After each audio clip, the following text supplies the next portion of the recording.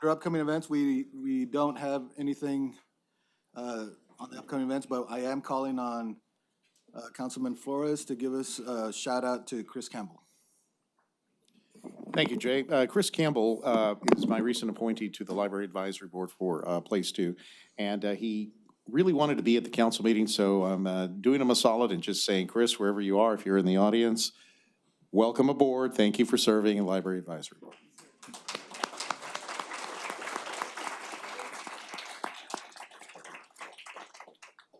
Under organizational and employee recognitions, I'd like to call Christiane Simmons to come up. She's going to tell us about an award. Thank you, Jay. Mayor and Council, I'm really excited to announce that the City of Fort Worth has achieved for the first time the What Works City certification. So if you're not familiar, the What Works Cities certification is a partnership between Bloomberg Philanthropies and Results for America. It's a pretty big deal.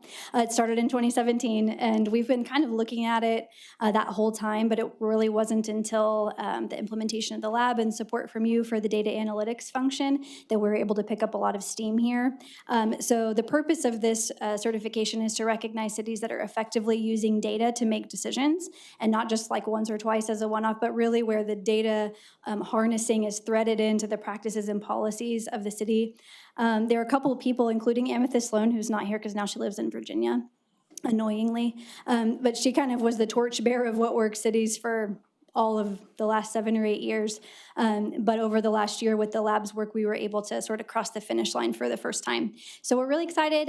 After this last announcement last week, I think there are 104 cities in North, Central, and South America who have this certification. It's really very competitive. There are 43 criteria that measure how you're doing with data, all things data, including a multi-day site visit. So it's just a testament to not just the work of the Fort Worth Lab, but really a huge enterprise-wide effort with all of our departmental partners.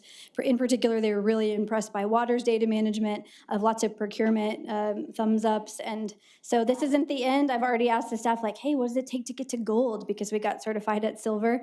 And we have a lot of criteria in progress to get to that next level. But this is just a great time to pause and sort of celebrate our progress with regard to data-driven decision making. So thank you again to all the city departments who are collaborating with the lab every day and for pursuing data excellence. And thanks for allowing me to share.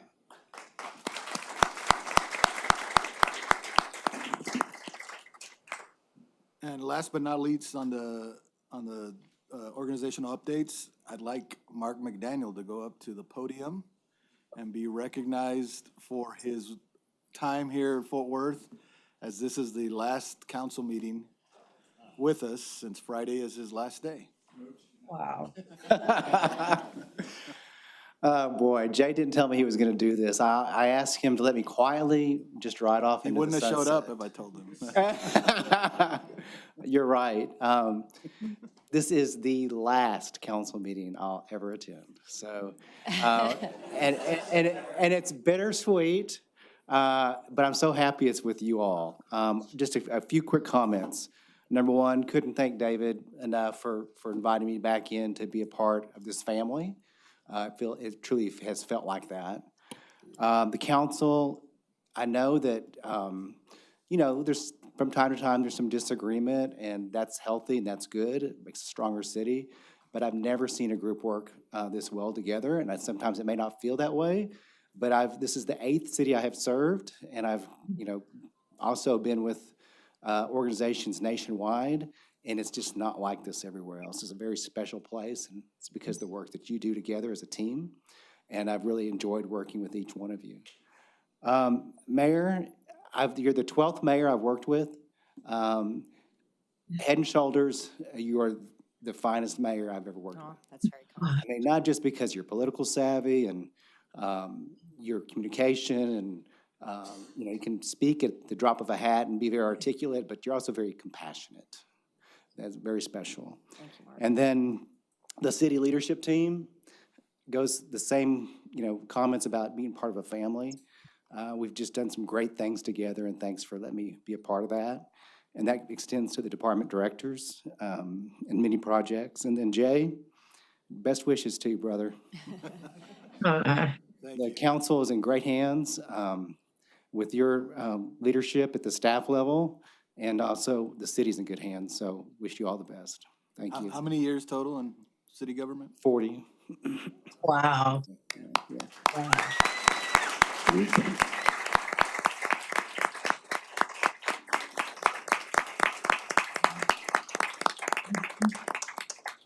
Mark, you really are a rock star. Everybody around this table could probably give an example of something you fixed and made better in a very short amount of time.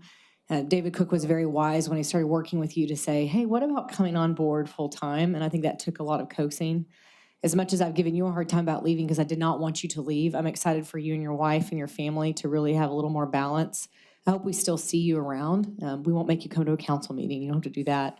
But there are very few people that are best in class in this business, and you absolutely are one of those. So thank you for spending time in Fort Worth and making this city such a great place to live and to work. And I know that your impact will have many years of lasting legacy here in Fort Worth. So we love you and thank you very much. Appreciate you.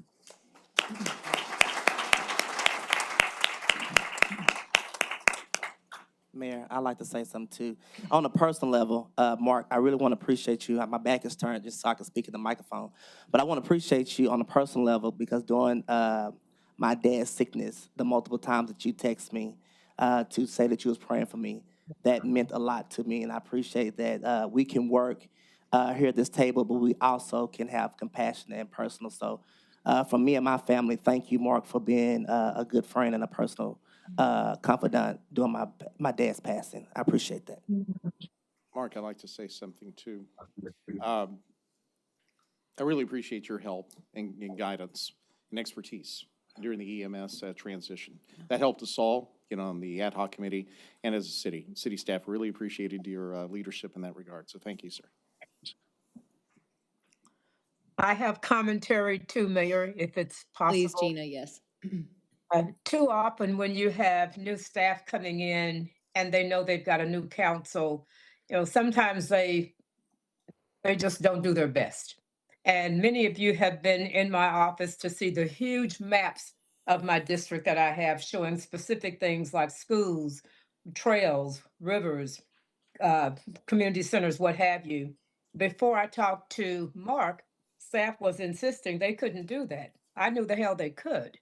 And so for me, Mark was my go-to guy. And I just want to say, Mark, thank you for getting it done because we as council members have a role and each of us knows what it takes to be our best. And anytime I had an issue where I knew that it was doable, I could go to you and you got it done. And that means so very much. And I thank you for your many years of municipal service. Well said, Gina. Thank you. Well, I think we all don't approve your motion to leave, so I'm not sure where that leaves you. So sorry. Thank you very much, Mark. Informal reports. The first report is on the 2025 debt financing plan overview, and Alex Loffer and Reggie Zeno are here to. I do want questions? Reggie and Alex, I don't have questions, just a high-level overview. Thank y'all very much for putting this together. It's succinct and a complicated document, but I think you did an excellent job. Any high points you want to point out, Reggie, to you or to Alex, you can take it from there. We'll let Alex Loffer, the city's debt manager. Thank you. Good afternoon, Mayor and Council. We're moving as always, delivering capital to the city this year. We're issuing a series of general purpose bonds, tax notes, along with COs to finance them. In that case, Will Rogers Memorial Center improvements. We're issuing water sewer revenue bonds, along with seeking a WIFIA loan program, federal funds grant totaling $252 million that'll support the Marys Creek Water Treatment Plant. And then we have our first series of bonds that we're issuing on the new hot lien that will issue special tax revenue bonds to support the design of the convention center expansion. Thank you, Alex. Council, as you all know, and this may be a topic at your previous and upcoming legislative committee meetings, but municipal debt continues to be an item in the legislature, and I think we do an excellent job, and that's a special thanks to the boundaries set up by Reggie and his team. But I think we need to stay vigilant about this and then ensure that as needed, we're working with our legislative delegation to make Fort Worth an example, because you cannot build infrastructure for the fastest growing city in the country without the right type of debt program, and y'all have done an excellent job, and just want to point that out. Jay, you can add anything to that you want to. No, I agree. I think, we stay to like the blocking and tackling of municipal government, and you can't, as you mentioned, you couldn't get the infrastructure in the ground without debt service. It would take years and years and years to finance those things through cash. So I think we have a good team, and with our financial advisors and bond counsel moving forward, we'll stay on our annual program to stay up with growth. Thank you, Jay. Thank you, Reggie and Alex. Appreciate you. And Alex, I'm sorry, I commandeered your meeting the other day. They were in a meeting to talk about this, and I just sat right down and talked about things that had nothing to do with debt financing. And he sat down with a smile. I appreciate that. Sorry to waste your time. The next IR is a library special revenue reallocation and appropriation. Midori Clark's here to answer any questions. Any questions from Midori Council? We can roll through. All right. The next is a plan to reduce the celebratory shooting of firearms within the city limits. And Chief Aldridge is here to answer any questions. Councilmember Beck, and I think Jeanette, a few other people. Yes. I think mine is not so much a question, but a statement. I appreciate what you're doing here. I know there's certain areas of town that really are impacted by this more than others, but I can tell you that I often hear gunshots in my neighborhood as well, randomly at night. And so I think it happens all over the city. And so to that end, I've asked several times for us to do a really a dedicated media campaign to educating folks that this is illegal and that that we are going to start enforcing it.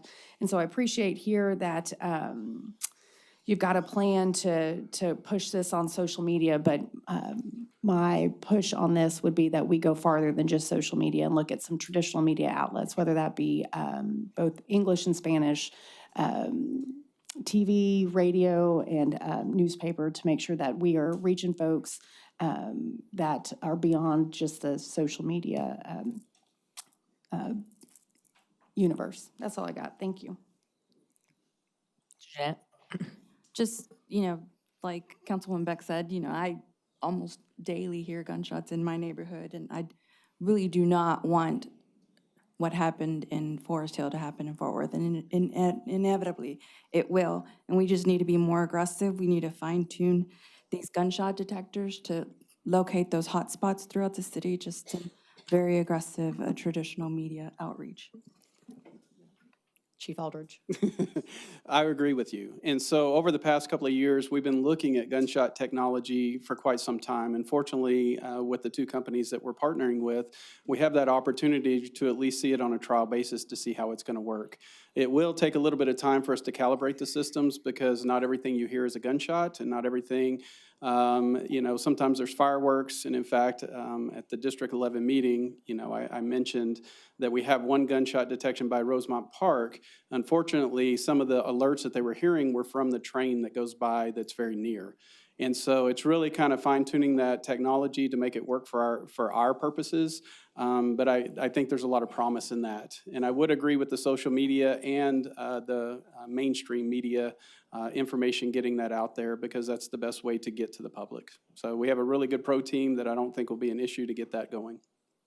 Councilmember Flores. Thank you, Mayor. Chief, to add what's been said here, agree with the prior comments.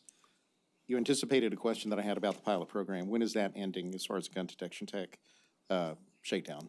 So, it really just kind of kicked off in December. And so we're going to keep those units as long as we have them, because we have a contract with Flock anyway. We're just wanting to make sure that they're effective, to see if we can spread them out throughout the city a little bit more prevalently than just the 5 locations you have listed in the IR. All right.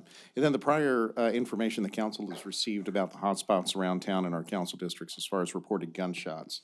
How often is that updated? So the information that we got for the 5 hotspots were 2 years worth of data from 2022 to 2024.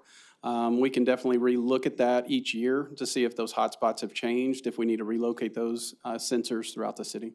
Yeah, and I don't know if you were able to reduce it down a little further and pull out, say, the reported gunshots that we get during times of the year where you have this celebratory gunfire Sure. issue, and look at that specifically to see how that aligns with the overall hotspots around the city. That may help us, again, fine tune where we need gun detection technology, especially in those areas that tend to celebrate the wrong ways. Absolutely. Thank I you. agree. Thank you, Chief. You bet. The next item is the proposed noise ordinance amendments. Yeah, if I could get staff to come up and give a just brief overview of what we're doing it, why we're doing it, and where we're doing it, and then I have a couple of questions. Chief Aldridge and Melinda from the Law Department are here.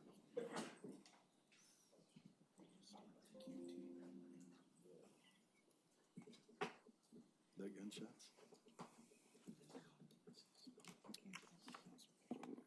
Good afternoon, everyone. Melinda Ramos. So the primary reason we began this amendment process was because of the complaints that we were getting in the West 7th area related to noise. So the first proposed amendment is to adjust the hours, the allowed decibel level hours in the West 7th area in particular. Currently, you can have 80 dBA from 7 a.m. to 2 a.m. And so the recommended amendment is to adjust that to have daytime hours go from 7 a.m. to 12 a.m. to be 80 dBA, and then lower the dBA from 12 a.m. to 7 a.m. to 70 on Friday through Saturday. So that is the first amendment that's being proposed. The second amendment being proposed is related to vibrations, and some of the council members the last time the chief and I presented had some complaints about related to vibrations. Examples of those are the bass that you hear from music, and the other example is the thump thump that you get from compressor stations. We don't address that currently, so the amendment would be to add that as a nuisance complaint. The third one is something that we heard from our development community is currently construction is set to daytime hours and streets closed while they're doing infrastructure or lane line, and they remain closed at either the full street or partial street because they're not able to work overnight. So in circumstances where it would be to the benefit of the public and would be determined by the city manager, likely the TPW director or development services director as appropriate, would allow them to get a waiver to work kind of 24 hours to get the road open much quicker is the example that provides for those. The last amendment that's being proposed is currently we have one penalty provision, which is $500 for violations of the noise ordinance if convicted. And so what's being proposed is to build in a scale for first conviction, second conviction onward up to 500, and also implement a civil penalty provision that the determination of that penalty would be by the police chief or designee. So those are the kind of basically the four amendments that are being proposed.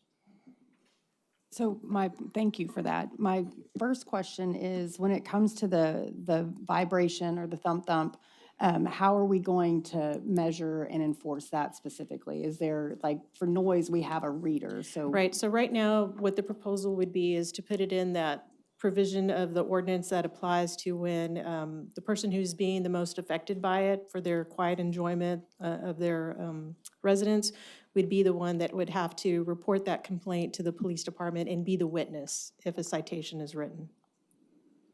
Okay. So there's no specific measurement. It's going to be dependent upon the person who is calling the police to complain to be the witness in that case, similar to some of the other items in that section as it relates to noise.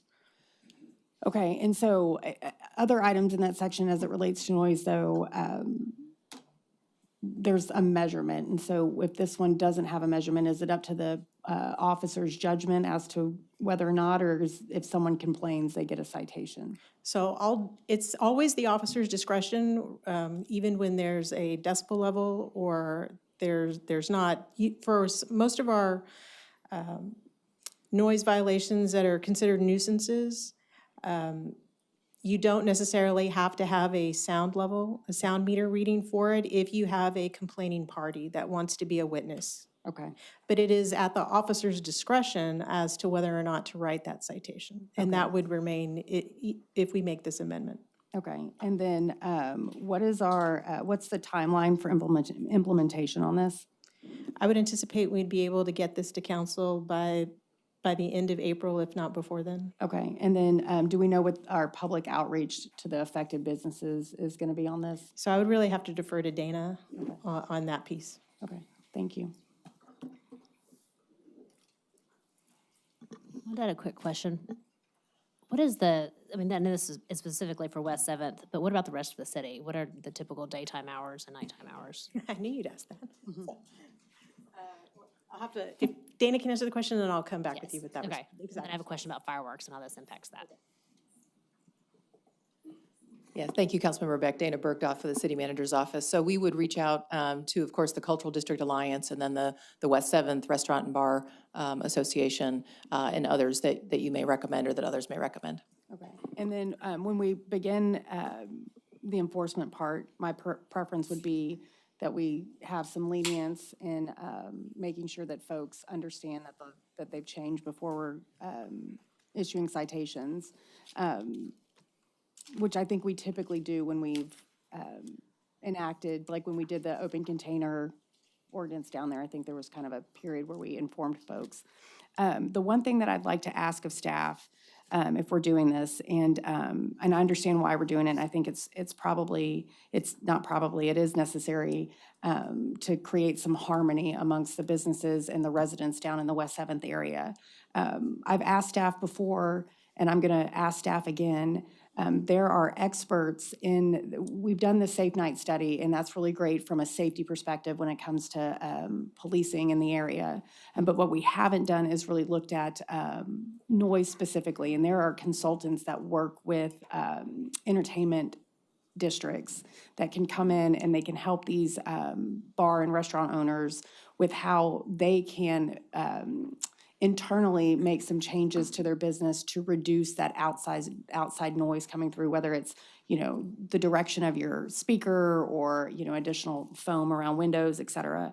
I'd like us to engage in a consultant like that. I think that's part of the process here is if, we're gonna lower this, but we also need to provide some tools for the people that are already there to be better neighbors. Yeah, and there's some good examples we may be able to learn from downtown interests as well, not just Fort Worth downtown, but others, because we've seen some venues where they've self-regulated, if you will, where they've got like trigger switches that turn down the volume or turn things off when it reaches certain levels. Well, I know Nashville and Austin have engaged with consultants that do that type of work. So they exist, and other entertainment districts have used them. Yep. And I think that we owe it to the business owners down there to provide some sort, and the residents to provide some sort of practical tools for them to regulate noise that leaves their buildings as well.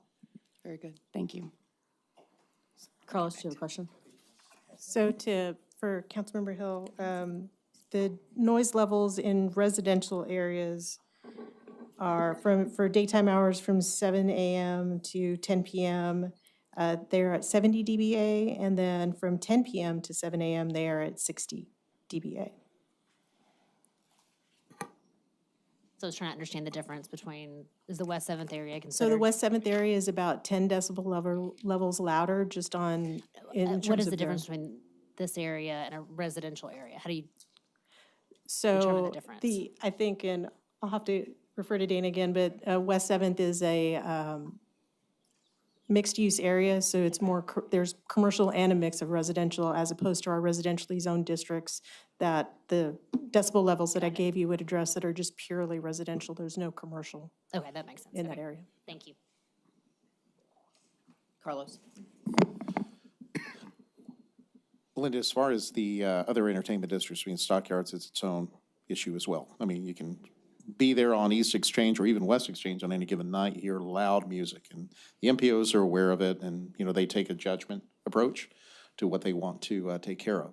Outside of that, say we go down the road on North Main and Northside Drive, there's a QT there, right? A lot of people stop by there. You know, I gas up there on occasion. It is very consistently loud, and I put that in very understated terms. I've talked to the management there. They agree. They don't like it, but they don't want to be put in the position of going out there and telling people to turn down their music, right? It's so bad. You know, I've had to drive away sometimes. I don't want to gas up there. But they acknowledge it's a problem. They want it taken care of. You know, I've connected them with, you know, the police department. Police department can't be there. Is there anything else that businesses can do, you know, aside from maybe something enforceable, posting, hey, you know, turn down your music or don't keep it that loud? Something that's legally enforceable? Well, they could perhaps do an information campaign, put out signs saying, asking to lower the level, but I think in terms of true enforcement, they would have to reach out to the police department. Right. Okay, thank you. Michael? I just wanted to look at this, looking at the reasonability of this.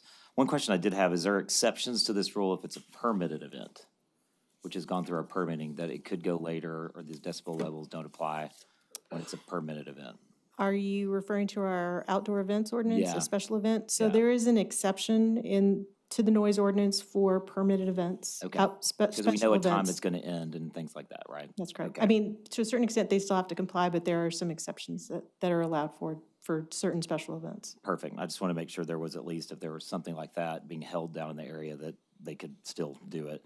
Second, I kind of have a consternation that the decibel level, et cetera, is left up to a reasonable judgment or a judgment of sorts. And is the reason because we don't have those decibel, I don't know what you call them, but machines in all the cars, or is that? So we regulate noise by two measures. The first one is by decibel levels, which is why we have stated decibel levels in there. So the police department, the officers are equipped with sound meters to be able to do that, and they can measure. And in that instance, when you're able to measure based on the decibel level, the officer can basically be the witness. They don't need an outside witness. In instances where either the noise, they're coming after the noise is already ended, but you still have a complaining party that wants to make a complaint, then the officer has the discretion to write a citation based on using the person that's being the complainant, being able to be the witness, even though at that point in time, there may not be any noise for the officer to measure at that point in time.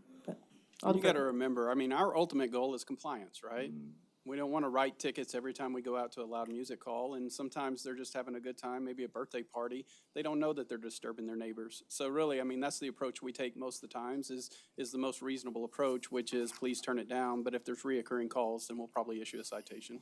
Sure, great. I just wanted something out there as part of it, because I think we all have dealt with people or dealt with calls that we get that their definition of reasonable is different than other definitions of reasonable. Thank you. Chief, just one follow-up question. Maybe a couple of years ago, I requested an IR on that specific matter. You may remember it on decibel readers, how many per division? I can't remember off the top of my head. No, I'm not going to ask you to quote those numbers, but it was low, right? It was low, but we had purchased more since that IR had been, actually, whenever I gave the IR, we had purchased quite a few more for each division, yes. Okay, good. Thank you, sir. I'm going to maybe reserve my questions. I think you're doing the entertainment district study today and presentation, so some of that may come up then. I'll just wait. Thank you. They should. The next IR is a policy of designated delivery routes for delivery drones, and Roger Venables is here to answer any questions. I do have just one for Roger. Roger, thanks for putting this together. I appreciate it. I'd gotten a few calls about it, especially with all the delivery that's starting to happen. I went up in Charlie and Allen's district and watched the Walmart delivery, and then it started in the Hewlett Mall area. But reading through this, I just wanted to, these drones are regulated at the federal and sometimes state level, right? That's correct. Yeah. That's correct. What is it that we can do at a city level? You know, on a city level, we really can have an influence on where they take off and land, say at a Walmart location. We can address to some extent noise and privacy concerns by how far we set back the drone nests from sensitive land uses, for instance. And that's what we do today.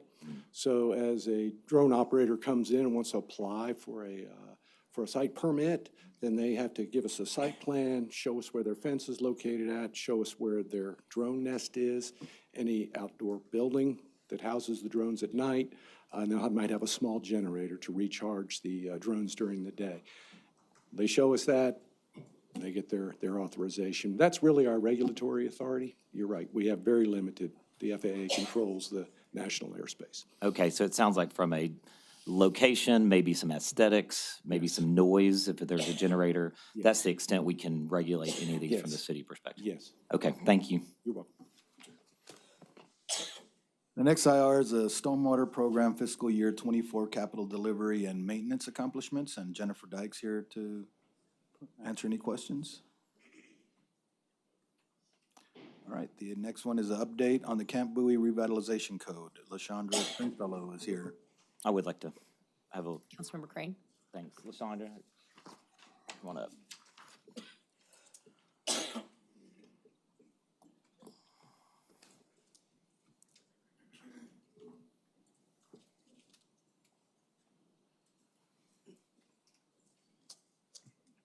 Thanks for this. I'd just like a quick, just what is this? Why are we doing it? What does that look like? Yes, so the last update was in actually the original ordinance was adopted in 2012. And whenever we adopt these form-based codes, we kind of have to live in them to really see, what the impact is going to be. And this code has served us well, but now we're seeing that it's time to make some updates. Some of those updates, we're looking at rearranging some of the sub-districts, as well as we've seen some uses that really aren't compatible. So we're also going to be making some changes to the land use chart, and also to make it clear, because right now we kind of have some duplication in two different sections of our ordinance. So we're going to be making those changes as well. Great. And do you have any comment on how this affects development, balancing property rights, freedom? Right. So thank you for asking that. In terms of non-conforming, any existing businesses will continue to be allowed to operate.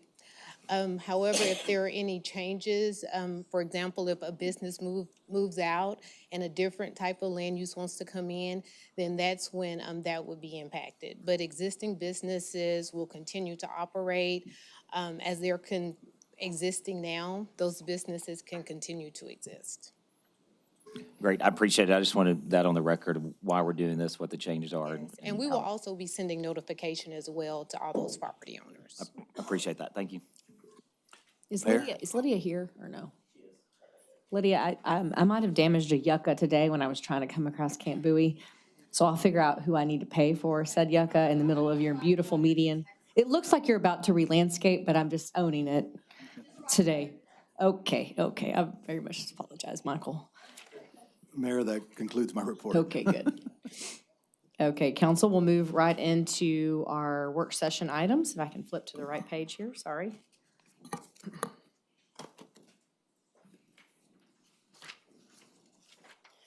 I guess first, anything on boards, commissions, changes, zoning cases, M&C log that were in your packets. If you had any questions for Jay or management. Yes, Councilmember Martinez. Yes, so I see that there are some upcoming closures to some streets, and I know we do notifications for capital improvement projects within the district. Do we also send emails out to update those in our district of upcoming street closures? If not, if we could consider doing that for at least the District 11 closures? That's a good suggestion, Councilmember Martinez. I know there was one over Christmas break that was in D9 that Elizabeth and I worked on that Carpenter's Catering had a lot of trouble with. So that might be helpful to flag for businesses that y'all have better contacts with. We'll check on that and add that. Thank you. Okay, we're going to move into the urban rail update. Jess McEachern is going to kick things off, and Rich Andreski is also going to join Jessica, our president and CEO from Trinity Metro.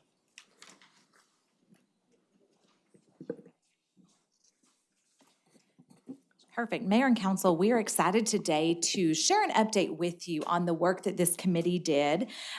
This was a group of 26 community and business leaders that the mayor tapped to pull together to work with city staff from both the city and Trinity Metro to talk about whether or not we should look at the future viability of developing an urban rail system between our entertainment districts. We pulled this group together for a total of 5 meetings throughout the fall to talk at a very high level, and we'll share some of the information that we provided with them and that they discussed here in just a moment.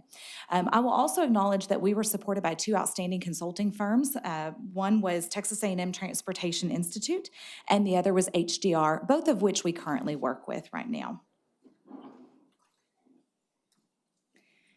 On this slide, you'll see the names of the committee members that we pulled together. Thank you so much. We are joined by several of our committee members today. So if you are part of this committee and you are here, would you please stand and just wave really quick to the council? We want to recognize you and thank you for being here. And then we also invited our Trinity Metro board members. They will also get this update. And so we're very appreciative of their support on this initiative as well.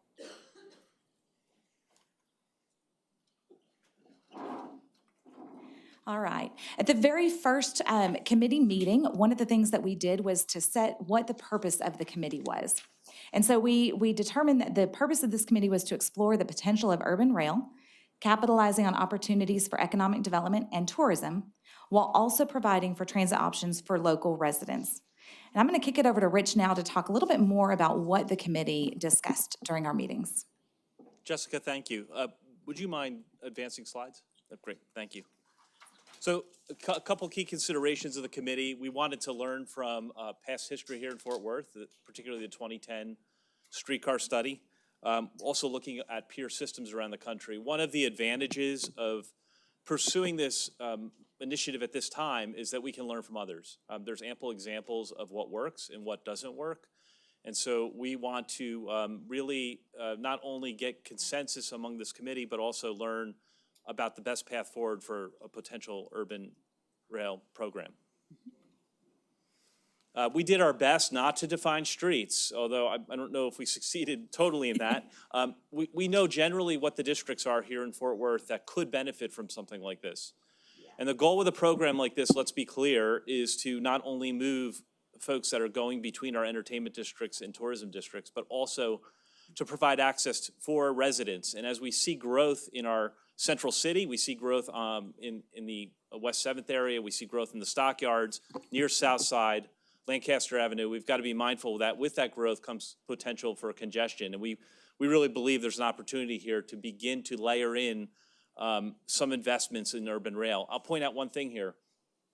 Many of our peer cities around the country focused on size and scale, right? They went fast, they built networks that are expensive to build, expensive to operate. What I think we're talking about here in Fort Worth is a really nimble, flexible, innovative service that leverages the best benefits of urban rail and does that in a way that's fairly compact. We're talking about distances, a handful of miles to connect districts. And so next steps, one of the questions we've received, our committee discussed, is opportunity for public input. And that public input opportunity is coming. So part of the next steps here in this initiative are to form a technical group that can pursue and review different alignments and and evaluate the return on investment and opportunity. Again, we're not building necessarily a transportation mode here. We're building something that creates a flywheel of impacts, including talent attraction and retention, business attraction, economic development. Certainly, and retaining talent here in Fort Worth will be critical to sort of growing successfully as we look forward 10 and 20 years from now. Questions also this group considered, we're funding, and we're gonna, that will also sort of be a discussion topic as we look at the alternatives in terms of the best way to create a revenue stream to support those investments. So really excited about where we ended up here. I'll just leave on the final slide here. And that is, we're not waiting for urban rail to innovate. We started with Orange Line. You may have all heard about Orange Line. We're pretty proud of this. The Orange Line is really a proof of concept, and that when we create great transit that works and is efficient and effective, people will use it.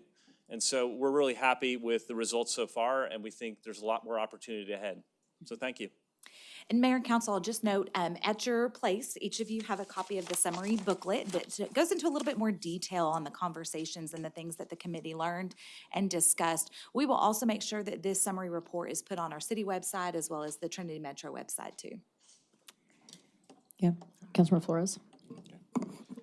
Jessica, first, a question. Are we going to get more of a deep dive here on, say, specific about the modern streetcar?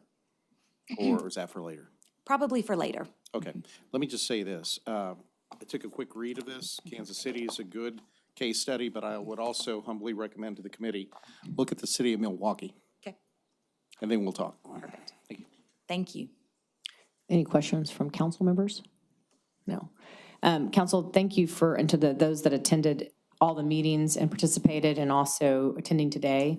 As Jess mentioned, the intention today is not to ram you with a bunch of information. It's for you to kind of take this. There's a lot of next steps that would be needed to move forward here, a feasibility study and looking for money to do that as well. So you'll have ample opportunity to engage with this particular process, ask questions, react to it. It was important to me as we embarked on even looking at urban rail that we had buy-in from community and business leaders. There was full agreement that this was possible, but then understanding these are very complex projects that are quite expensive. And we have a responsibility to continue at the same time building infrastructure that's traditional across the city. And Rich and I talked about that in a few interviews this morning, but also to look to the future of what rail should be as a potential, not just for commuter, but also to connect entertainment districts and create true TOD and economic development opportunities for the city. So this is just a start of that, just to give clarity, and we'll have plenty of time again to workshop this in the future. And I suspect too, when we do a council retreat, again, part of it will be around the future of transportation and urban rail. Michael? I just want to clarify, since a press article came up, this is not saying right now that we are going to go down this path. Unless you have $1 billion, yes, right? That's right. That's right. Yeah, so these are, and that's a good, it is. And, you know, candidly, these projects that's clear in this report, they take a lot of partnership from federal, state, and local to make them possible. And we also, a feasibility study is exactly what it says. Like, what is feasible for Fort Worth? What is, economically prudent? And how would we even fund a project to this size? And which entertainment district would come first? Also trying to really work with Trinity Metro on the hard work they've already created with Orange Line and other lines in the future. And building rapport slowly, I think, is important, especially if we learn lessons from the past. So, yeah. Yes. Councilmember Beck, yes. Thank you. Thank y'all both very much, Rich. We appreciate all your partnership, and to you and your staff as well. Thank you. Thank you, Mayor. Thank you, Council. Thank you.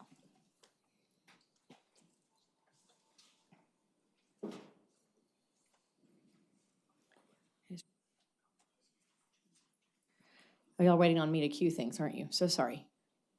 Chief Aldridge, your update on entertainment district study. Thank you.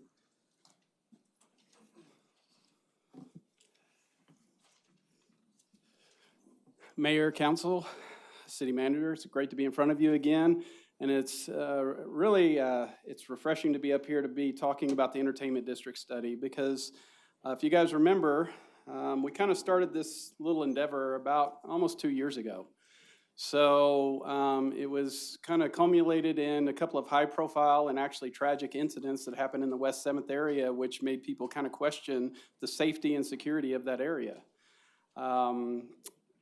During that time, many of the city departments, whether it was police, fire, code, TPNW, had really put a lot of efforts in the West 7th area to try and make it a little safer, whether it was traffic flow, lighting.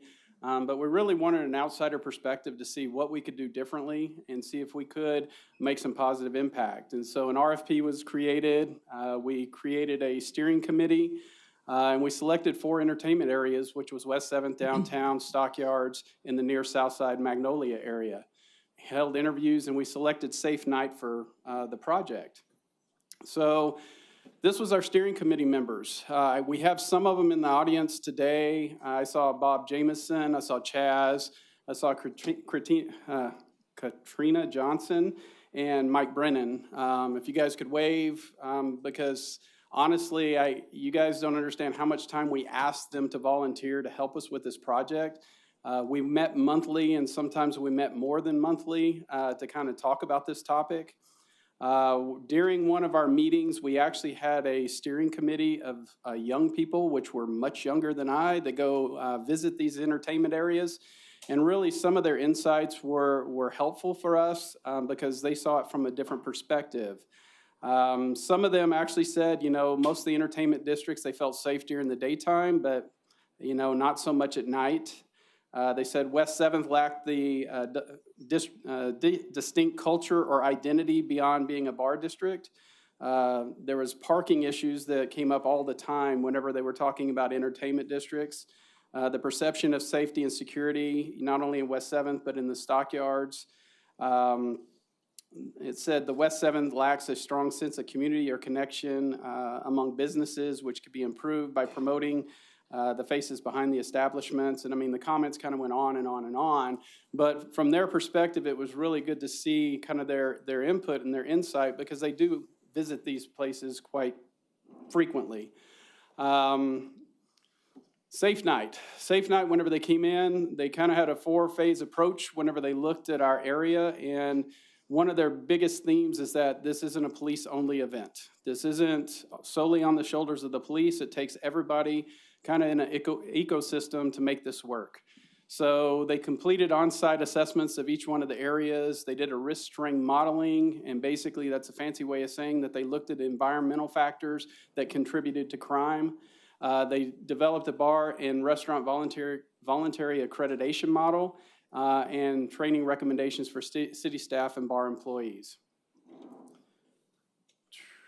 So whenever they did their site visits, they basically listed out some strengths and some recommendations with each one of those specific districts. You're going to see a reoccurring theme in probably every one of these on the strength side, which is consistent communication between the business owner and city agencies. That's pretty consistent amongst all 4.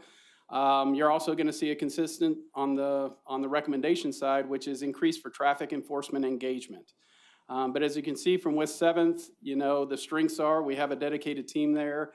They have monthly bar and restaurant owners meetings. It's well lit, it's clean. Their recommendation, relocate rideshare loading zones, increase traffic enforcement, higher intensity lighting, engagement with patrons during our police engagement with patrons exiting the district, and coordinating with TCU. The irony is on some of the recommendations, a lot of those things we had already done. And so that wasn't really a new recommendation for us, although it just kind of reinforced what we had already been doing. So whenever we go on to stockyards, the strengths, off-duty officer presence, consistent communication, very active PID. Recommendation, coordination between off-duty officers and the nightlife team, conduct a light evaluation, sidewalk evaluation, traffic enforcement and engagement, and relocate ride-sharing zones. Whenever we move on to downtown, well-lit, again, constant communication between owners and agencies, active PID, and really just increased traffic enforcement and coordination between the off-duties and the on-duty nightlife team. And then lastly, whenever we go to near Southside and Magnolia, well-lit, clean, consistent communication, active PID, and the only recommendation was increased traffic enforcement. So you can see a lot of although the entertainment districts in and of themselves are very, very unique, and they have different qualities, you can see a lot of reoccurring things amongst all of them. So their recommendation, and really we could talk about this for hours, although I know you don't have hours, this was their list of recommendations throughout their study, which was adopt a multidisciplinary team approach, which means all of us are working together to make this a safe place, a relationship-based approach, unified nightlife strategy, which has all these bullet points that are associated with it, a risk-ring modeling approach, expand procedural justice, and broaden the public-private partnerships. It's a very lengthy report. I'm sure you guys have better things to do than probably reading it. But a lot of this stuff is really common sense, right? Is all of us working together to make this area safe, whether it's code, whether it's police, whether it's ambassadors, it doesn't really matter. Everybody has a hand in making this area safe. So one of the recommendations was a voluntary accreditation for all bars and restaurants, whether they're in the entertainment district or not. We thought it's a good idea to start with the entertainment districts because that's what makes them the entertainment districts, a lot of bars and restaurants. Now I have to give a shout out, the little sticker that you see over here on the slide. This is what the sticker would be that they would put inside their window to say, hey, we've met the accreditation requirements or the standards that were put forth. I have to give a shout out to Renee Tejas and his team. Jason McGregor, Allison Rich, Vanessa Frias, Kenneth Nally, and Kimberly Tyler. Because I'm not the creative type, they're the ones that kind of created this, and they're helping us with the communication strategy with the bar and restaurant owners. And our theme is going to be the golden lasso, which is the lasso around the exterior. I believe Dallas has what they call the silver star. So we're a little bit better than them. And so we had to up it up a little bit. And so with the voluntary accreditation model, you know, it's standardization of safety protocols for staff and customers. Whenever they see the sticker, they should feel a sense of safety that these bars have met a certain level of standards that other bars maybe have not. Develop additional relationships with municipal staff, you know, shifting the perceptions of the unsafe environments that hopefully this will kind of guide people, letting them know, listen, we're putting a lot of investment time and energy into this program, and that the bars have some investment in this as well, because they got to keep these standards up for them to keep the accreditation, and really improving employee morale. The long-term benefits for them, hopefully increased revenue, reduce liability, because they do have a standard in place, and if things do happen at their bars, they can say, no, we're meeting a specific standard, we have been accredited. Hopefully would, you know, possibly decrease insurance rates. That's up to their insurance provider. Maybe a sense of pride for their community and business, and then the overall culture and economic vibrancy of Fort Worth. So one of the next steps that we have is that we'd really like the council to complete a resolution to memorialize the intent of the program and the support for the program. So we met with some of the bar owners, and you can probably imagine they're not extremely excited about this program because of maybe past histories they've had with the city. Some of them were concerned over the financial impact it was going to have on them and their bars specifically. They thought maybe this was a way that this could impact zoning and the way the city zones certain areas if they're not a part of the program. This might be a method for them to be denied permits if they applied for permits in the future. And they were concerned about what enforcement might happen if they do not comply. William Johnson and myself sat down with them, and we explained to them none of this is true. It's not going to cost them anything. It's totally voluntary, and there's not going to be any sanctions against them if they choose not to want to be a part of this program. We tried to highlight the benefits of that, but unfortunately, you know, I think because of their past dealings with the city, they might be a little bit cautious about being a part of this program. So we're working with that same communications team that developed the sticker to have a marketing strategy to try and get these bars and restaurants into our training program.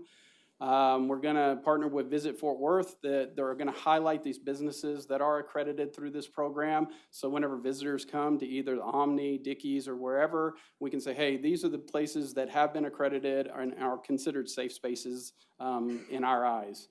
We're going to continue to recruit and onboard as many bars and restaurants as we can around the city. And we're going to monitor this to see what adjustments need to be made.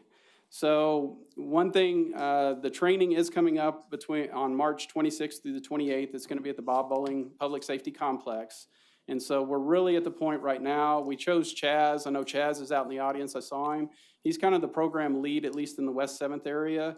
And we're putting a lot on his shoulders to try and get as many of these bars, you know, engaged in this so they can attend the training so we can get this accreditation rolling. So I know I've probably said a lot, but I've tried to condense it as much as I can for almost a 2-year project. And at this point, I'll answer any questions that you guys may have. Thanks, Chief. Councilmember Flores. Thank you, Mayor. Chief, you and I have talked a little bit about this along the way as the Safe Night LLC, you know, assessment went on. So specific to the Stockyards area, okay? Does this study make any specific recommendations in as far as the MPO deployments? Because right now the MPOs are splitting their time, you know, in Stockyards, right? Mm-hmm. And then they also have their assignments, you know, in the surrounding neighborhoods. And I know Commander Molina has looked at it. You've talked about it. If you're not prepared, you know, to do a deep dive on it right now, that's fine. We can talk about it later. Sure. But was that ever part of the discussion? with the So city? it wasn't part of the discussion for the study itself, but I believe that's a self-correcting problem with our beat analysis study. Because we created a beat around the stockyards area that's solely the stockyards area where that MPO could focus their concentration and their efforts on. Got it. Okay. Just to pick something out, I know bollards received, Yes. a lot of attention right there on North Main and East Exchange.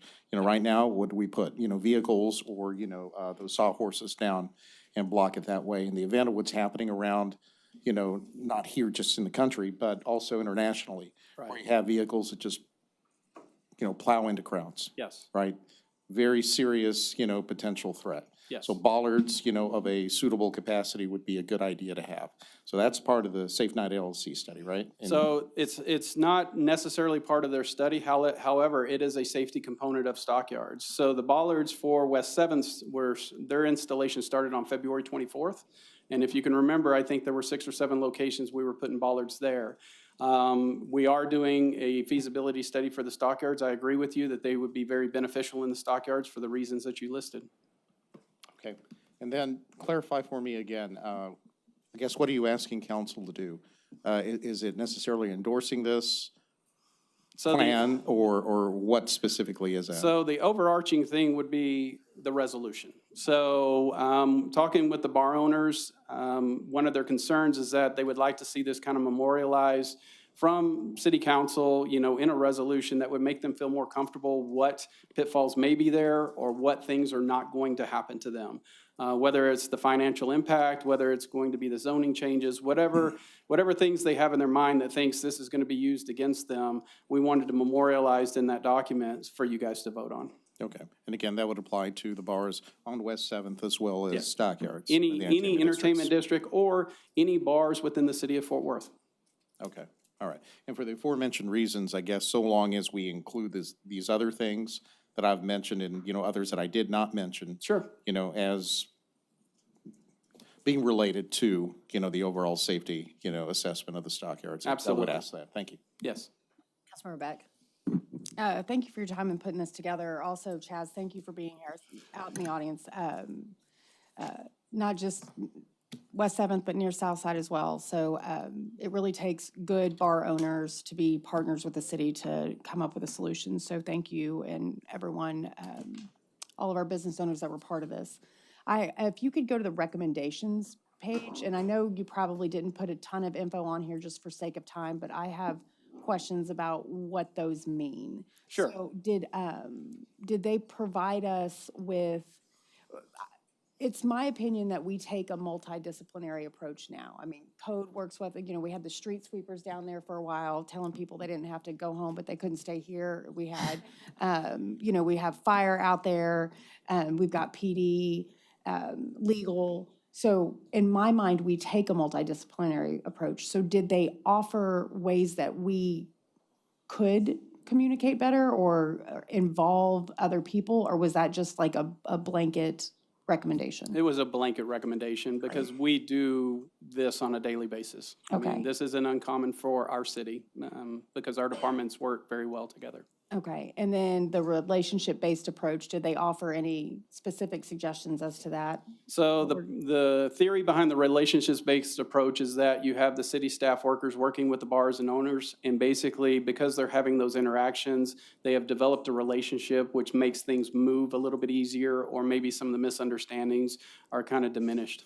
Okay, and then the risk terrain modeling is something that they did as part of that.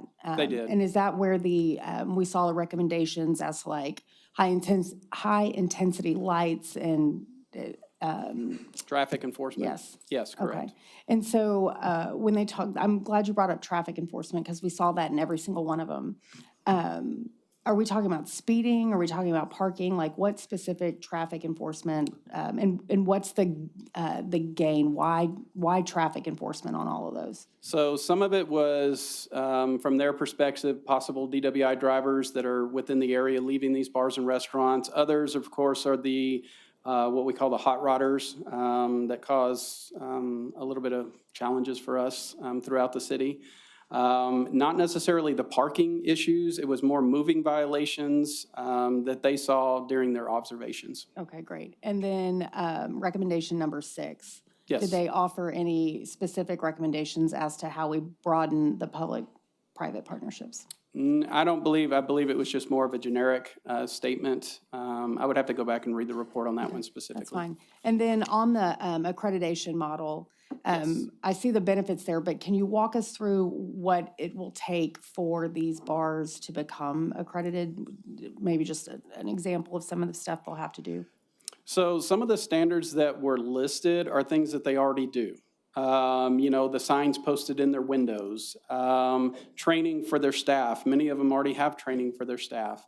The one training that we will have on March 26th through the 28th, the bar owners are only going to be there on the 28th from 4 or 10 in the morning until 4 in the afternoon, because the first part of that training is going to be for city staff, whether it's code, whether it's TP&W, it doesn't really matter. That's going to be for our staff, and then the bars are going to come in and they're going to do roundtable exercises and kind of wrap that training up so everybody understands what this model is all about. There's quite a few standards that are listed. I can get you the list of the standards, but if you saw them, they're very common sense type standards that almost every bar is doing them already.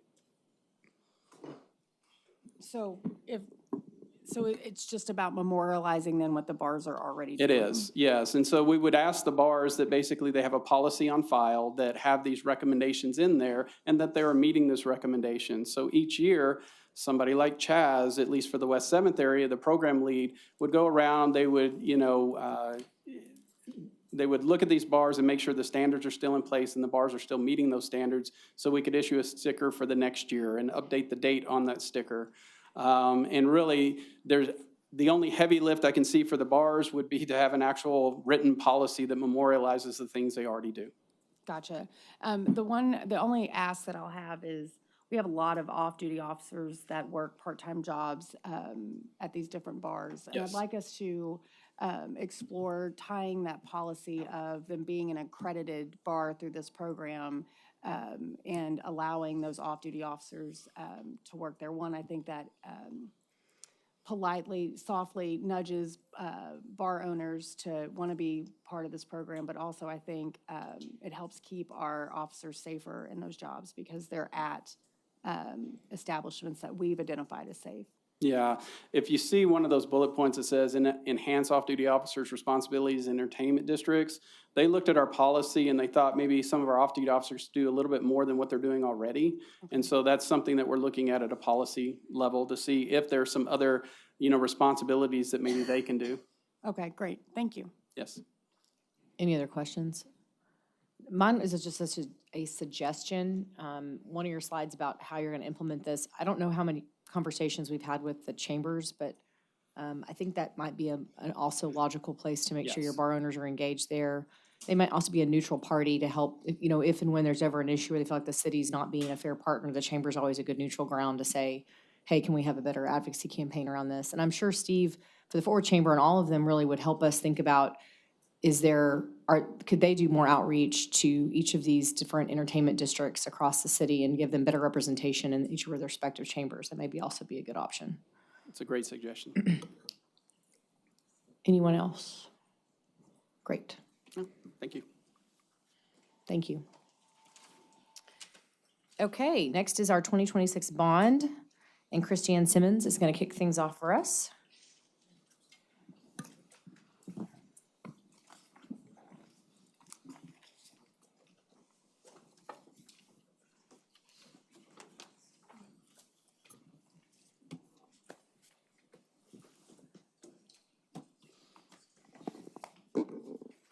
Right. All right, good afternoon again. I'm closing out our work session today. Happy to do so with an update on the 2026 bond program. So you get me today again, Christiane Simmons, Fort Worth Lab.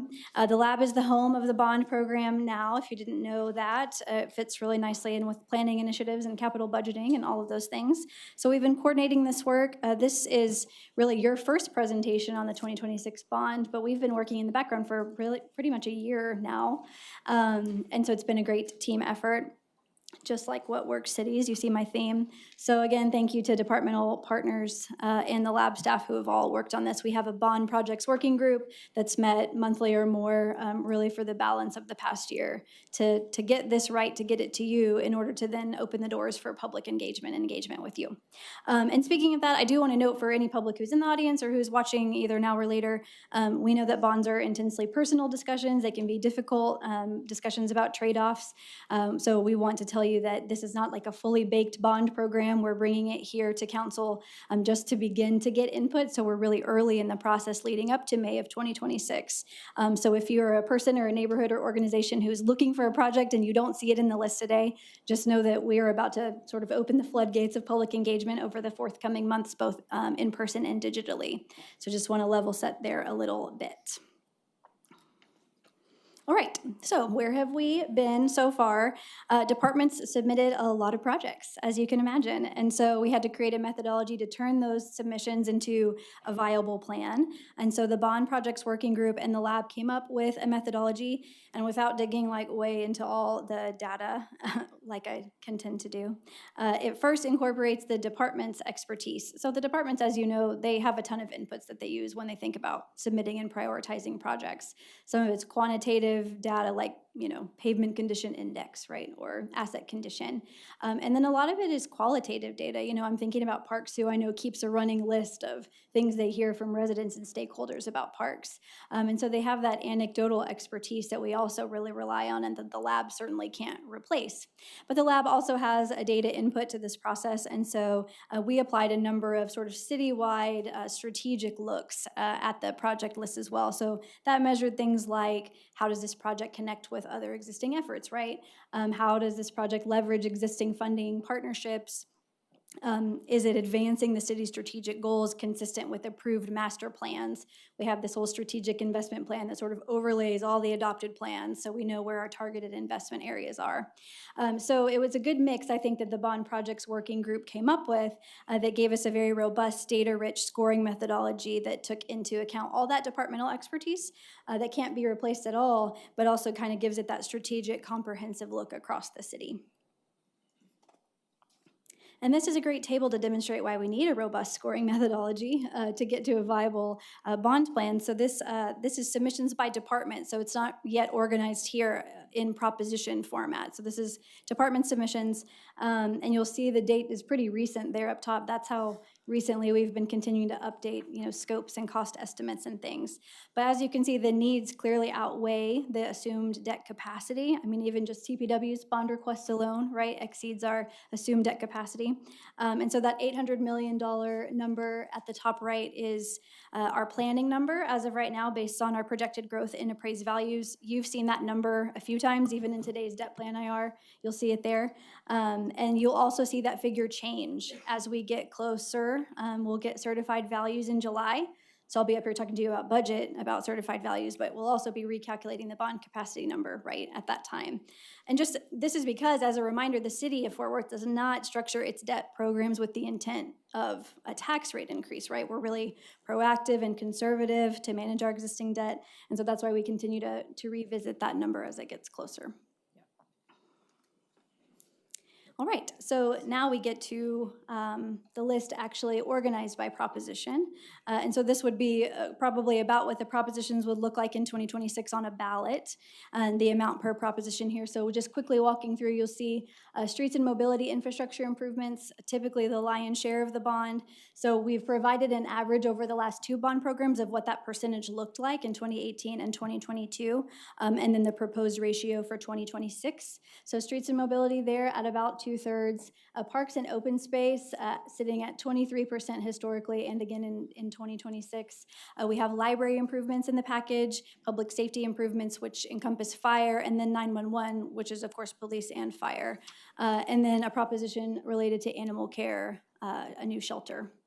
So that's sort of how they break down. You can kind of see with both 911 and animal care that some of the capacity is being shifted a bit, and that's the reason why. But we'll go into some more detail on that. So at this point, I'm going to move forward from these sort of introductory, foundational comments to more of the meat of the bond program. But I have one more little stage I wanted to set, which is this this graph. So here on your right, you'll see this chart. This chart comes from the National Highway Construction Cost Index. So this is federal data, but it's certainly representative of what we're seeing at the local level with regard to cost of construction. So this is transportation cost. You should see in 2021, it's pretty much doubled in the last 3 years. And then not in the chart, but on the left-hand side in that second bullet, you'll see that vertical construction cost is also up significantly. So that means even with increased dollars, you're not going to really see a proportional increased number of projects. So that's just kind of important context for how the dollar is stretching or not. In this case, it's not stretching. This is also, as a note, why you've seen presentations from us about funding gaps for the 2022 bond projects, because this is kind of a different landscape than existed when we costed those in 2021. Our plan is to come back to you in April with a recommendation for how to close those 2022 bond project funding gaps. We have ideas for using other debt capacity to do that. But just for today, know that we've tried to keep those project gaps out of the 2026 bond program. We really, if possible, would not like to go back to voters and ask them to sort of re-vote for projects that they've already approved. So we're working on some things in the background, and we'll be back in April to talk about some of those recommended solutions. So if you have a project that has a funding gap and you don't see it on the list, then that's probably why. But I'm also happy to answer if you don't see it. And then the lab and departments are really trying hard to use the right cost escalation figures as we're doing these cost estimates. Again, these are kind of hard to predict, but we're revisiting those very often and using some, what I would say, aggressive, hopefully, cost escalation figures here. Okay, so let's walk through projects by how they'd appear in propositions. So the first section is arterials, or I think TPW now likes to call them major roadways. The first thing I'll point out is that bracket to the right. So this $227 million across the 10 projects you see in the major roadways category really turns into $427 million or more when additional funding partners are accounted for. So I just want to show how we're leveraging partnerships. That's a lot of regional coordination and effort with Tarrant County and COG and TxDOT and all those groups that we hear from often. The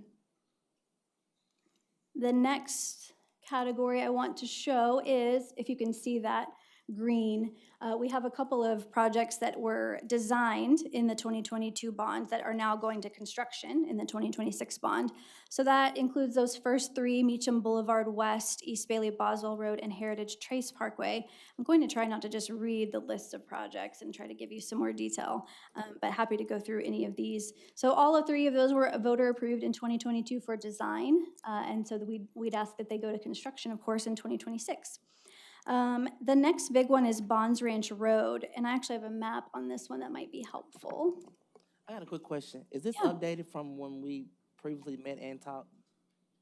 So I see some streets on here that wasn't really initially on there. I don't know when you met, but probably it's updated because we've made changes even as recently as in the last week. Okay. So perhaps, yes. Yes, because we had some news that we have grant funding coming in for one of the major projects. And so that project came out of the bond program, since it's gonna be funded with grant, which gave us more capacity, so we moved projects that were next in line. Right, I And remember so we that's talked what- about that. Okay. and so I that's why see some Barry- projects on here, so You're I'm happy excited, about them. yeah. Yeah, okay. So that's why, actually, in your district, Barry and Hemp Hill both jumped into it. Okay, thank you. Yeah, now I can see you're like, yes, this wasn't on the list. Yes, that happened. That is something that happened as recently as Friday. So yes, you wouldn't have seen that. Surprise, you're welcome. Okay. Surprise. All right, so let me go back to Bonds Ranch. So Bonds Ranch Road is a $66 million project that takes up quite a bit of the major roadways category. On this project, Tarrant County is leading the design effort for this corridor, and so the city's obligation here is to pay for construction. There are also some private developer dollars at play, but it's really broken into three segments. So that segment one, most westward, is $20 million of the 66. Segment two in the middle is 2.5, and segment three here is 43.7 million to create that $66 million project. This is almost 6 miles, 5.6 miles, and this expansion just helps keep up with all of that residential growth that is happening there. So back to my list, we have a design-only project at Alta Mesa Boulevard. We have a pretty significantly funded project at Chapin School Road. This actually has the most amount of external funds being leveraged for a city project, both from the COG and the county. This Chapin School Road project by Alito Road and I-20 helps with the future Veal Rockbrook annexations and provides a railroad crossing that's critically needed. And then, to Councilmember Nettles' point and excitement, we do have two projects that are appearing on the list in the major roadways category in District 8. That's East Berry, which was partially designed in the 2022 bond. East Berry Road helps complete part of the East Berry corridor plan. And it's really a recapitalization and safety project. Parts of Berry are on the higher injury network. And so this is recapitalizing, sort of rebuilding that old road and looking at safety. And then you'll see Hemp Hill and Risinger there, which is as much probably part of District 6 and benefit to District 6 as it is to District 8. So I know it's really important to both of those council members. But this helps alleviate congestion near the Crowley ISD Stadium. The idea is to provide access to Everman Parkway over the railroad. All right. Neighborhood streets. So we don't have but we don't have in this presentation the list of all the different contracts and all the neighborhood streets. You'll know those are listed in the bond booklet, and we'll certainly provide those online and as part of public engagement. But staying high level here, it's 34 new lane miles, as well as just a bit of remaining 2022 bond shortfalls that we're still working to close. And then this also includes Park Road improvements at 3 locations. Those locations are the Fort Worth Nature Center, Buck Sansom Park, and Sycamore Creek Park, if you were curious. And so we've lumped those there with neighborhood streets. And we have intersections and traffic signals. Again, you have that project level detail and where they span. I also have them mapped later if helpful. But the traffic signals in particular include new traffic signals and signal upgrades, as well as some citywide enhancements that benefit everyone. Moving through some of TPW or streets and mobility infrastructure's smaller categories, you'll see bridges. TPW actually submitted 4, and we are recommending funding all 4. You'll see sidewalks, school safety, street lights, railroad crossings, all with smaller buckets where you have projects outlined in your handout. And then a placeholder there for Vision Zero and active transportation. These projects are still being fleshed out. Actually, I think they're mostly fleshed out, but we can list those. But it's pretty representative of what we did in 2022 with some proportional growth there between 2 and 3% for both of those initiatives. And then as a reminder, public art, you're gonna see this public art contractual obligation in each section. So that applies to capital projects, not the design piece, but the construction piece. It's 1% of TPW and 2% for the other facilities, and that's based in the Code of Ordinances. That's where that contractual obligation comes from. So just a reminder of why you'll see it sort of threaded through. I mentioned some of our partners where we're leveraging funding, so here are those again. And now I'm going to move to parks and open space. Any questions on transportation before I move? And we can always come back if needed. Go ahead, Carlos. Thanks, Mayor. Just you mentioned 3 park roads or parks roads leading to parks that are part of that improvement. What are those, by the way? They are the Nature Center, Buck Sansom Park, and something else. Sycamore. Thank you. Phone a friend. Yep. Thank you. Thank you.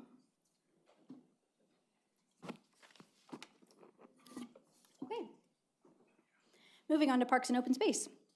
So a big chunk here is community parks. The first 2 are Gateway and Trinity. Those are sort of the biggest ones there. So Gateway is in accordance with their master plan, those phase 2 improvements, which could include things like fields, related facilities, parking, lighting. You're familiar with the master plan. Trinity Park, we're looking there to meet the higher demand of recreation needs at that park. I did not know that Trinity Park was the first park ever purchased by the city. I learned that in the project submission form. But I believe they're embarking on some master planning efforts there.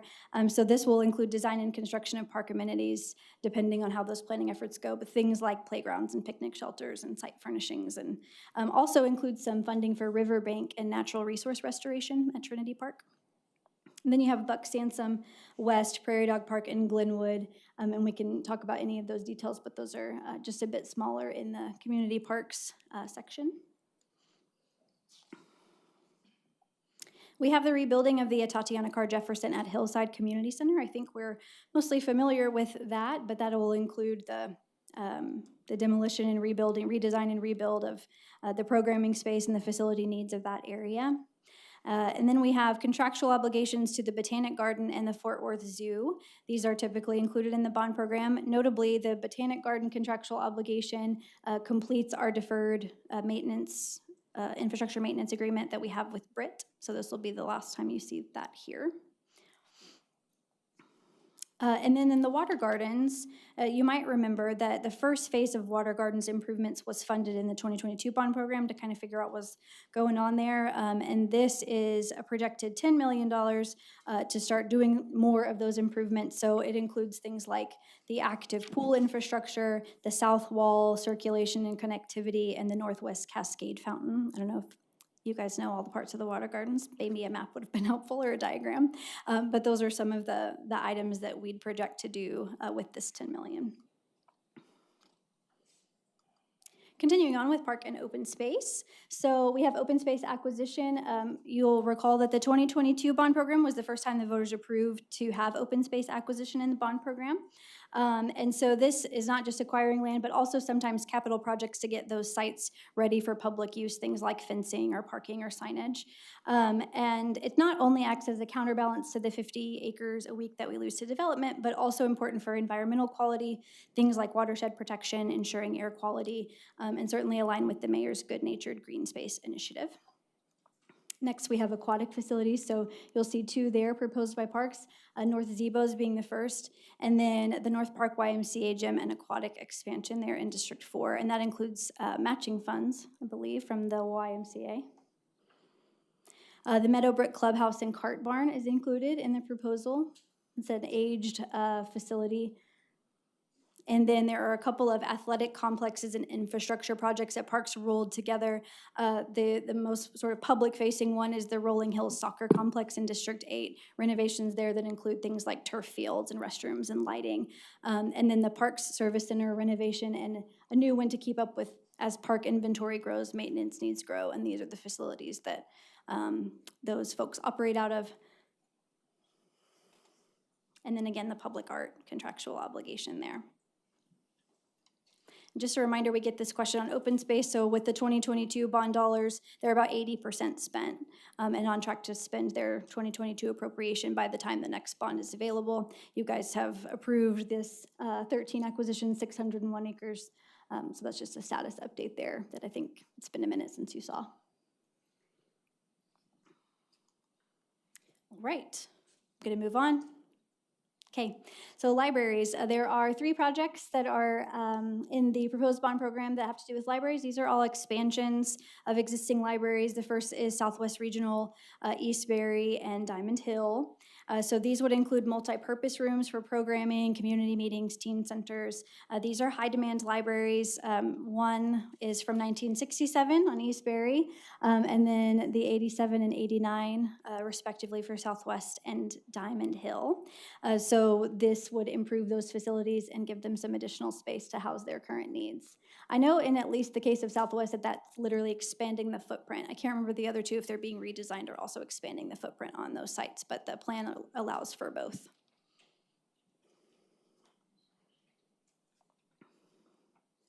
From the public safety perspective, there are 2 fire projects. The first is a new Station 46 in South Fort Worth, and the second is a rebuild of Station 40 in District 7, and then we'll talk about 911. So here's new Station 46. You see the big arrow down there in Southwest Fort Worth. This is related to future development and meeting anticipated calls for service increases, right? So it's located near the new Tarleton campus. We have the land. It was donated to the city in 2018. But as you can see, although the star is a little bit like right in the way, but it's not green. 0 to 5 minutes is what we'd be aiming for response times, and currently they're not hitting those marks. So as development occurs, we really want to make sure that we're accommodating for that need and good response times there in the Southwest. Fire Station 40 was constructed in 1983. There's a picture. And then the city assumed ownership in 2000 through an annexation of that area. This configuration is no longer practical for things like the accommodation of female firefighters, for instance. It can't hold an apparatus, and it's been identified as the fire department's top priority as far as rebuilding a station due to the age of the facility and the cost to maintain it. This one is at the base of a water tower, if you're familiar with that one up there. Yeah. Right, and then we move to 911. So this is an exciting project. This renovation is proposed to occur at the city's Zipper building, and it includes space configuration, structural enhancement, safety systems, upgrade to the building systems, and then all the technology and consoles that it takes to run a Class A, if you will, a best-in-class sort of consolidated 911 center. And so Sunny, Saxton, and Aubrey and SCO, as they've come online, really put pedal to the metal to figure this out and get it into the bond program. So we have that here.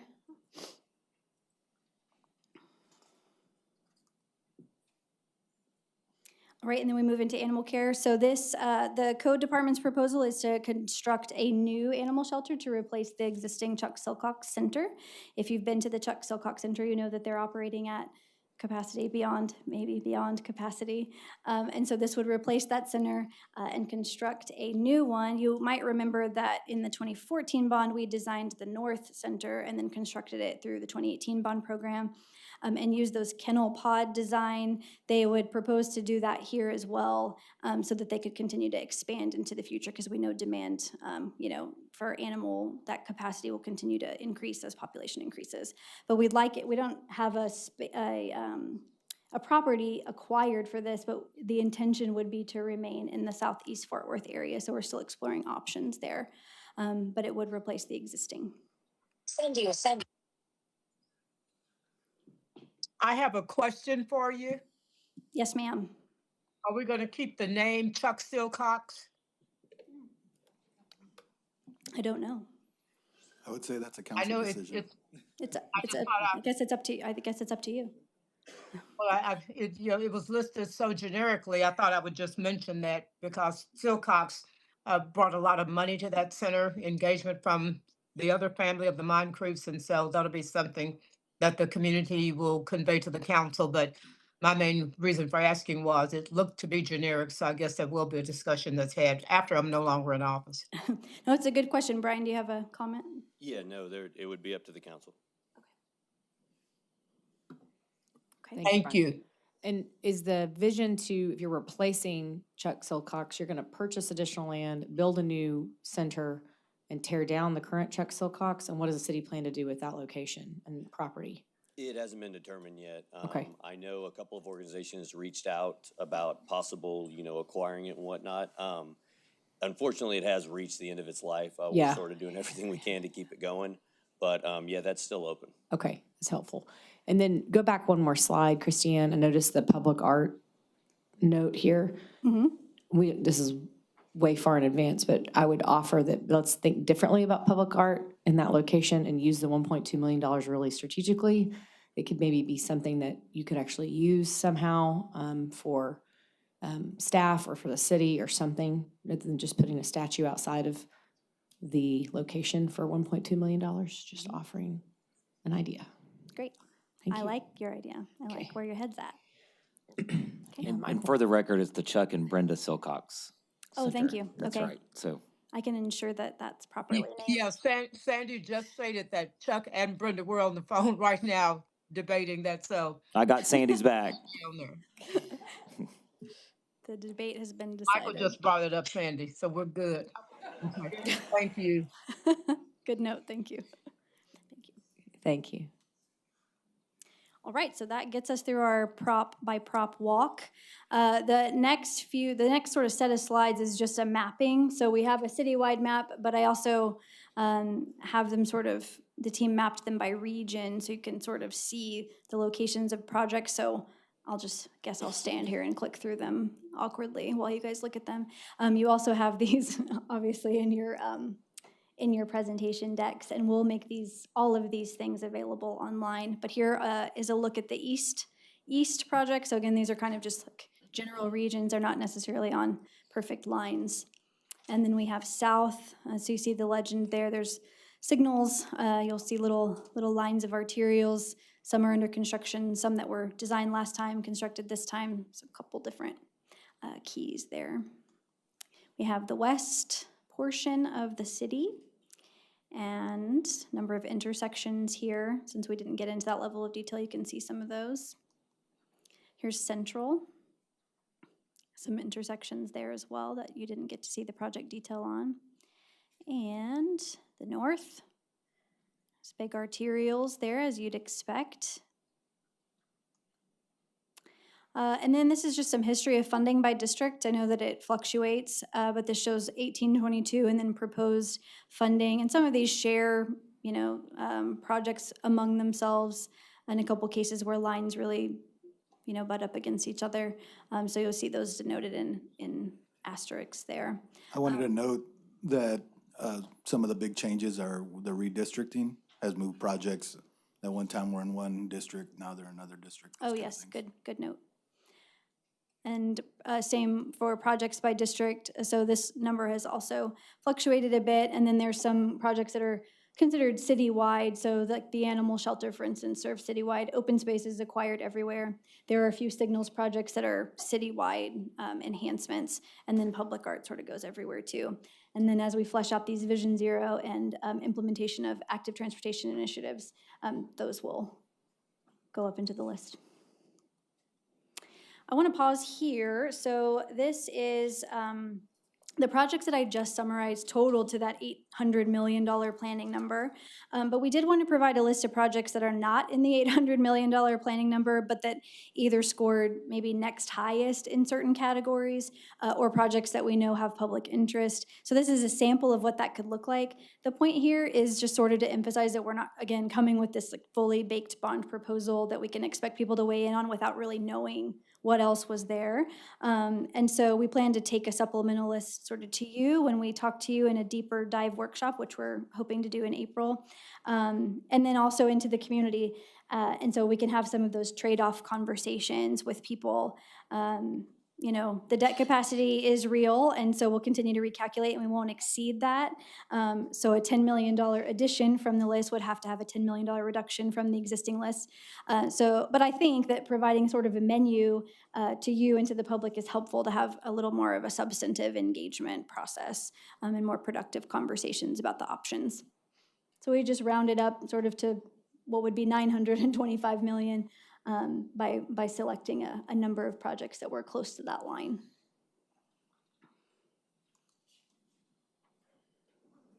So speaking of engagement, these would be our proposed next steps. We plan to meet with you, I think that's actually on the next slide, in April for a deeper dive into both the topics we've talked about today and some of the supplemental list projects, methodology if needed, and then we'd roll out public engagement through May into the fall. And excitingly, you know that I love the streamlined engagement. That's part of what the lab tries to help with. So I imagine we'd be talking about comprehensive plan and budget and bond and giving people a fun opportunity to engage on a lot of important topics. So we do that all through the summer and the fall, and then take all that input and create the finalized project list based on all your input and the public's by the end of the calendar year. We'll also revisit costs at that time. And then you'd call the bond election in January, and we do another round of public meetings. These are in education meetings, because by that time we know what will be in each proposition. And so we're teaching people about what will be in each proposition so they can make informed decisions about how they want to vote. And then the bond election, notwithstanding any legislative changes or anything, would be in May of 2026. So we'll keep working on engagement plans. We'll provide, I think we're hoping to get on your calendars a bond workshop. I think April 1st is the day we're hopefully targeting for that. And then we'll keep adjusting this recommended funding list per feedback that we get. So as Christiane mentioned, we're looking at the morning of April 1st before exec session to have a bond workshop with the city council to kind of finalize those projects within the 800 million that would then be able to kick off the public input process. So we wanted to have that meeting to kind of give the council an opportunity to provide direct feedback and suggestions of what might move up and what might move down, and y'all can arm wrestle on how that works there. So, we appreciate your time. Great job, Christiane. Thank you for this. Any questions from council? Comments? Yes, Councilmember Larsdorf. So looking at that, there's clearly no excitement from forward like you got from Chris. But I would just say, I know things will change undoubtedly. But I would say if they don't change much, my recommendation to staff would be make sure, especially any District 4 meetings we have, and Jake can attest, we definitely bring people out. Just bring a lot of PD and bring some fire because something will get set on fire for sure. We tend to take care of our own area, but we will absolutely, this will not go over well at all. I can just say that much. Like just 5.6 million, and we've spent twice as much of that on just one lawsuit. And you have a large tax-paying base that's going to be responsible for paying a lot of this debt. It's going to be not a good time, and that's one meeting you probably won't see me at unless I can go back to the armory and draw some of my gear. So that's just recommendations I need to make there. Thank you. Noted. Blaylock. I'll echo that concern. Knowing how big the backlog is and need in District 10, specifically for TPW projects, to see 10 million total between 4 and 10. I'm not convinced that there's anything for the northern portion of the city to consider supporting this at all. In all fairness, and I think you're right, to look at those numbers and advocate for your districts. But this bond wasn't created in a vacuum, and the North got a ton of allocation last year, or not last year, but last bond specific to transportation. So I hear you. My counter to that is, well, then let's look at last time and see how much the North got and the Central didn't. And so if we start fighting over it that way, it becomes a bloodbath. Not arguing with you at all. It's going to be up to the voters. Any other questions from council? No. Yeah, Mayor, I'll just add some background to these discussions, which I've heard many through the years. What I can share with members of this council is you will probably see years when your district gets a boatload of money, and there's a lot of work throughout the entire district. And that comes when your people are engaged with these public meetings. I think one of the good years for D5, I recall, probably 18, I'm not sure, but it was just construction everywhere. And so what you want to tell your people is show up, show out with their list. District 5 was able to alter a recommended list by staff, but it was because they showed up and went to every council meeting. And that was the bond issue that we were able to get 2 rec centers in the same bond issue, but it was only because of the citizens showing up. And it's been hard to see 2 rec centers in one bond issue since then. But just get your people to show up, and I know staff will be listening. Anyone else? No? Okay. Thank you very much, Christiane. Thank Council, you. that's the last of our presentations. We can move into any future agenda items you may have for staff. I have one. I'd like an IR on the new texting communication system that PD rolled out to folks that call 911. Just an overview on what that is and how it operates. Anyone else? Yep, Carlos. Yes, Mayor, with the upcoming school semester coming to a close and, STARS testing, starting, finishing, request an education update from the Fort Worth Education Partnership as a presentation. Thank you. Anyone else? Yep, Macy. Okay, I'd love a list from TPW on the heavy maintenance streets throughout the city, not just D7, but I think across the city would be helpful. Gina? Yes, I have a couple, and for discretion, I'll call the first one developer accountability. And this is something we've talked about, but I'd like to have a discussion on developer accountability. And I can go into greater details with staff so that we get what we need, which is knowing who's really taking care of our city. And the other is I'd like to know how other municipalities deal with security. And I'd like for staff to, give us at least what's going on with the top 10, because those large cities probably have the engagement that we see. So I'd like to see what's going on with other cities and how they offer and how they monitor people who might be disruptive with arms. So those are the two I have At City Hall, Gina? at City Hall. Okay. And I'm forwarding an email to you and Councilmember Nettles right now on something else. Okay. Anyone else? No? Okay, perfect. Meeting is adjourned. See you all at 6.